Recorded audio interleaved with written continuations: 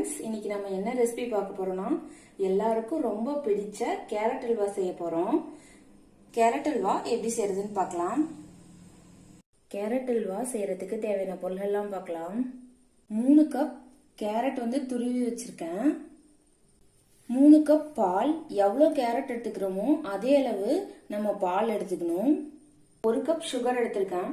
3 cup கேரட்டுக்கு 1 cup sugar போதுமானது. இதே கப்ல தான் நான் மெஷர் பண்ணிருக்கேன். பால், கேரட் ரெண்டும். கொஞ்சம் முந்திரி பருப்பு, கொஞ்சம் உலர் திராட்சை எடுத்து வச்சிருக்கேன். 6 ஏலக்காய் எடுத்து வச்சிருக்கேன். 3 டேபிள் ஸ்பூன் நெய் எடுத்து வச்சிருக்கேன். இப்போ நம்ம கேரட் அல்வா செய்யலாம். வானல் காஞ்சதும் அதுல 1 ஸ்பூன் நெய் சேர்த்துக்கலாம். நெய் உருகுனதும் அதுல நம்ம எடுத்து வச்சிருக்கோம்ல முந்திரி பருப்பு சேர்த்துக்கலாம். கொஞ்சம் உலர் திராட்சை இருக்குல்ல, அதையும் சேர்த்துக்கலாம். சேர்த்துட்டு நல்லா கலந்துருங்க. திராட்சை கொஞ்சம் குண்டானதும் நம்ம அதெல்லாம் எடுத்துடணும்.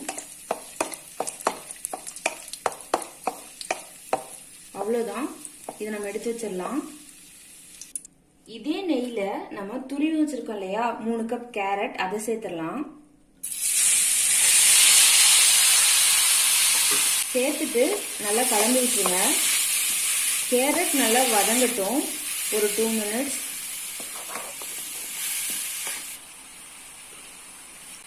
ரெண்டு நிமிஷத்துல கேரட் நல்லா வதங்கிடுச்சு. பாருங்க, கலர் மாறிடுச்சு. இப்போ நாம எடுத்து வச்சிருக்கோம்ல 3 கப் பால், அதை சேர்த்துடலாம்.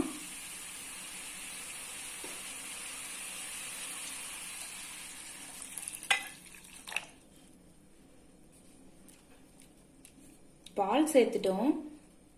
இப்போ இது ஃபுல்லா கொதிக்கட்டும்.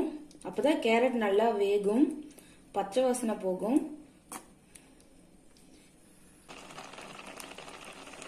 5 நிமிஷம் போல ஆகிருச்சு. பாருங்க, பால் கொஞ்சம் குறைஞ்சிருச்சு. நல்லா இந்த பால் ஃபுல்லா வத்தணும், அது வரைக்கும் கொதிக்கணும். நாம சர்க்கரையும் ஏலக்காயும் பவுடர் பண்ணி எடுத்து வந்துடலாம்.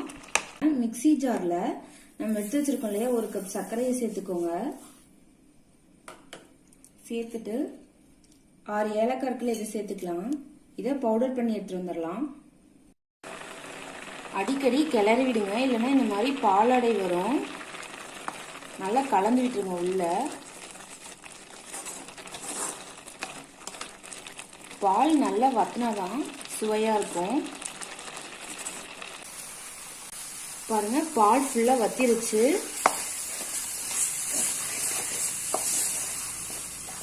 சர்க்கரையும் ஏலக்காயும் பொடி பண்ணி வச்சிருக்கோம் இல்லையா, அதை சேர்த்துடலாம்.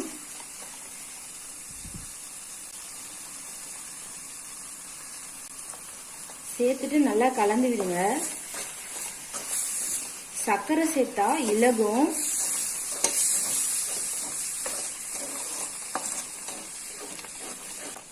பாருங்க, நல்லா இலகிருச்சு. ஒரு 2 மினிட்ஸ் கொதிக்கட்டும். இப்போ 1 ஸ்பூன் நெய் சேர்த்துக்கலாம். நல்லா கலந்து விட்டுருங்க.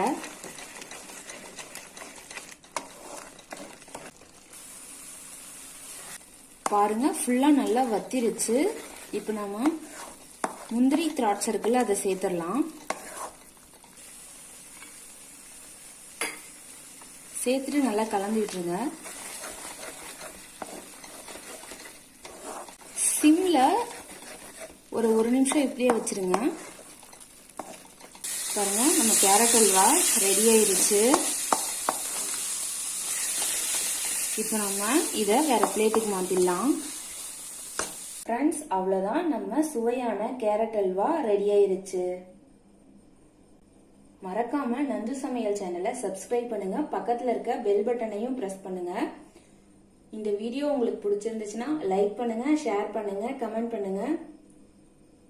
Thank you.